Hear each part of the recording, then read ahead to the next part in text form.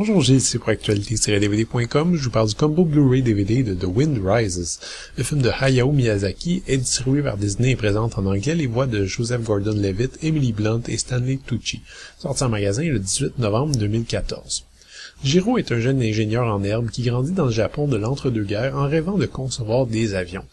La militarisation rapide des forces de l'Axe lui permet de mettre en application ses concepts d'avions, et Jiro est confronté à la concrétisation de ses rêves et à l'utilisation que le pays en fait, tout en vivant une forte histoire d'amour avec une jeune fille atteinte de tuberculose. Ça semble officiel désormais, même si je voulais pas vraiment y croire, mais The Wind Rises sera bel et bien le dernier film de Hayao Miyazaki. À ceux qui connaissent pas son œuvre, je vous envie d'une certaine façon parce que vous avez un beau paquet de films merveilleux à découvrir pour la première fois encore. Miyazaki a commencé comme animateur dans les années 70 avant de se distinguer dans les années 80 avec des films marquants comme Nausicaa, Mon voisin Totoro ou Laputa, avant de renforcer définitivement son emprise sur le cinéma d'animation avec Porco Rosso, Princess Mononoke et l'hallucinant Spirited Away. Au cours des années 2000 et 2010, Miyazaki est devenu un peu malgré lui l'un des derniers représentants du cinéma d'animation traditionnel en 2D, alors que même les studios Disney ont décidé de fermer leur branche. Alors de savoir que M. Miyazaki prend sa retraite pour toute personne qui apprécie le cinéma d'animation, ça fait quand même mal. D'autant plus que la sortie en Occident de The Wind Rises s'est vue auréolée d'une petite controverse. À ce que je sache, c'est une première pour le studio Ghibli. C'est que Miyazaki nous avait habitués avec House Moving Castle et Ponyo à des fantasmagories délirantes et imaginatives, et il décide de nous servir finalement un drame historique léger comme l'air, mais traitant de sujets aussi lourds que la guerre, les armes et la place du Japon dans la Deuxième Guerre mondiale. Et ce dernier sujet est presque un tabou au Japon. Pour les férus d'histoire, vous savez déjà que les Japonais se sont rendus quand même coupables d'un bon nombre d'atrocités dans les années 30 et 40, notamment en Corée et en Chine. Or, de façon globale, le Japon n'a pas souvent admis ces atrocités et la réponse générale oscille souvent entre vagues excuses imprécises et dénis par omission. Il y a donc des personnes qui attendent n'importe quel film historique japonais avec une brique et un fanal, et c'est ce qui est arrivé ici. Est-ce que la carrière brillante de Miyazaki se termine sur un couac? À mon sens, pas du tout. Si la grande partie de son œuvre s'est penchée sur les rêves, voilà un dernier opus qui se penche sur la conclusion inévitable de cette thématique, c'est-à-dire les responsabilités qui viennent avec le choc du rêve et de la réalité.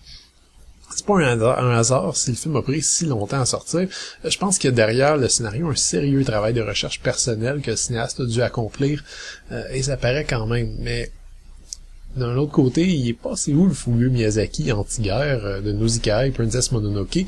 Vous inquiétez pas, il est toujours là. Moins énergique, c'est vrai, moins viscéral, plus en mode introspectif, disons, ce qui marque quand même une rupture.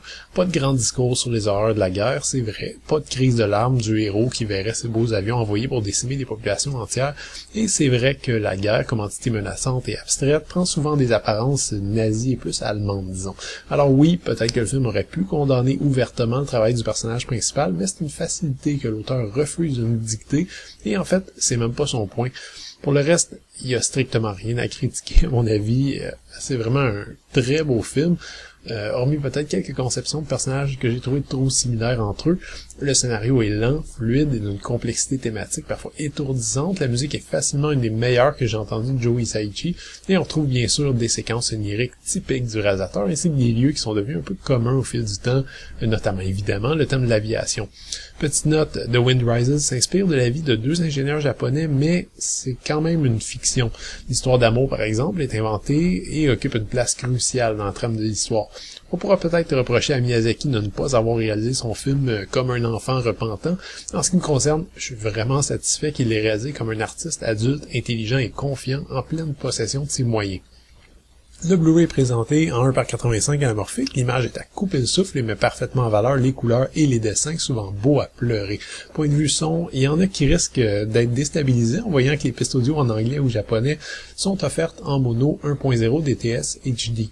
C'est un choix qui a été fait par le réalisateur, je suppose que ça donne à son film un aspect un peu théâtral qui est renforcé également par certains effets sonores conçus avec des voix, ce qui est assez déstabilisant encore une fois.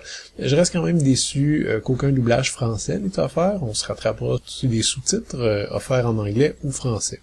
Point de vue bonus, on trouve une featurette d'une dizaine de minutes sur le doublage américain du film, l'entièreté du film en storyboard, toute une section sur les bandes annonces et spots TV japonais, ainsi qu'une longue présentation vidéo officielle du studio Ghibli afin de présenter le film, un bonus que les puristes apprécieront particulièrement puisque le micro est donné le plus souvent à Miyazaki lui-même. Ça dure environ 1h20, c'est très spontané, donc parfois un peu répétitif, mais vous y trouverez certaines informations fascinantes, notamment que c'est la première fois que le réalisateur pleure en voyant un de ses propres films. Sa réaction lorsqu'il se confesse est très drôle. Le film est offert dans cet ensemble en Blu-ray et en DVD. C'est loin d'être le Miyazaki le plus accessible, ça j'en conviens. Cette palme revient sans doute à Nausicaa, Princess Mononoke ou Spirited Away. Cela dit, The Wind Rises est une œuvre dense, lente et complexe qui fera l'objet, à mon avis, d'une infinité d'analyses, de mémoires et de thèses en tout genre pour les décennies à venir. On y retrouve tout ce qui fait la marque de commerce des studios Ghibli avec en plus une réflexion mature et étonnante sur la force de l'imagination et du rêve.